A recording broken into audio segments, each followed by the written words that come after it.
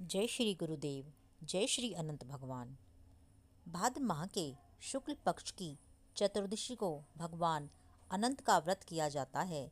जैसा कि इस व्रत के नाम से ही लक्षित होता है कि यह दिन उस अंत न होने वाले सृष्टि के कर्ता भगवान विष्णु की ही भक्ति का दिन है। हिंदू मान्यताओं के अनुसार अनंत चतुर्दशी के दिन ही भगवान विष्णु 14 लोकों की रचना के बाद इसके संरक्षण और पालन के लिए 14 रूपों में प्रकट हुए थे और अनंत प्रतीत होने लगे थे। इसीलिए अनंत चतुर्दशी को भगवान के 14 रूपों अनंत, ऋषिकेश, पद्मनाभ, माधव, वैकुंठ, श्रीधर, त्रिविक्रम, मधुसूदन, वामन, केशव, नारायण, दामोदर और गोविंद का प्रतीक माना गया है। इस दिन हल्दी से रंगे कच्चे धागे को 14 गांठ लगाकर भगवान अनंत का ध्यान करके अपनी दाई भुजा में बांधना चाहिए। यह धागा अनंत फल देने वाला है। इस धागे को बांधने से भय से मुक्ति मिलती है और पाप नष्ट होते हैं। इस दिन भगवान अनंत के लिए चतुर्दशी का व्रत भी किया जाता है। आइए सुनते हैं इस व्रत की कथा।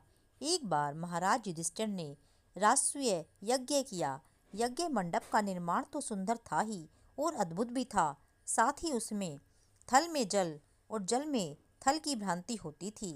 यज्ञ मंडप की शोभा निहारते निहारते दुर्योधन एक जगह को थल समझकर जल में जा गिरा।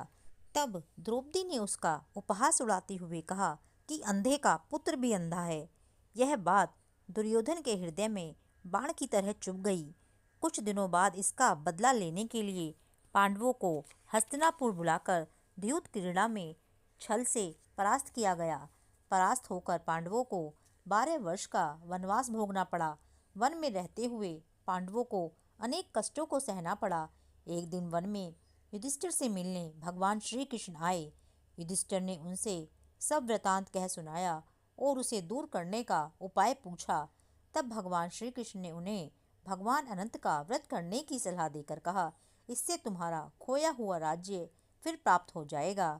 और इसके बाद भगवान श्री कृष्ण ने युधिष्ठिर को इस व्रत की कथा सुनाई। प्राचीन काल में सुमंत नाम के ब्राह्मण के एक सुशीला नाम की कन्या थी। बड़ी होने पर ब्राह्मण ने सुशीला का विवाह कौंडिन्य ऋषि से कर दिया। कौंडिन्य ऋषि सुशीला को लेकर अपने आश्रम को चल दिए।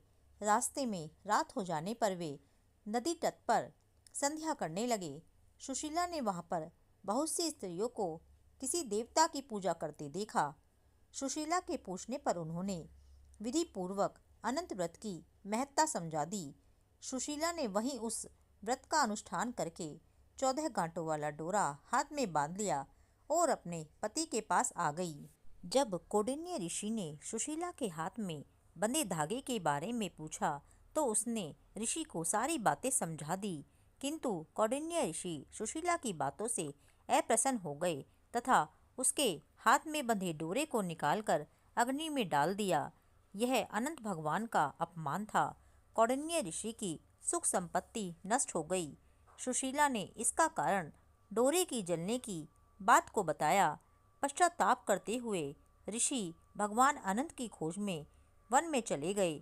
जब वे भटकते भटकते निराश होकर गिर पड़े और बेहोश हो गए तो भगवान अनंत दर्शन देकर बोले, हे कौंडिन्य, मेरे अपमान के कारण ही तुम्हारे ऊपर यह मुसीबतों का पहाड़ टूटा है। तुम्हारे पश्चाताप के कारण अब मैं प्रसन्न हूँ। आश्रम जाकर 14 वर्ष तक विधि विधान पूर्वक अनंत व्रत करो, तुम्हारे सारे कष्ट दूर हो जाएंगे। कौंडिन्य ऋषि ने वैसा ही किया और उन्हें सारे कष्टों से मुक्ति मिल गई। तब भगवान श्री कृष्ण की आज्ञा मानकर युधिष्ठिर ने भी अनंत भगवान का व्रत किया, जिसके प्रभाव से पांडवों को महाभारत युद्ध में विजय प्राप्त हुई। इसीलिए हो सके तो सभी को यह व्रत अवश्य रखना चाहिए।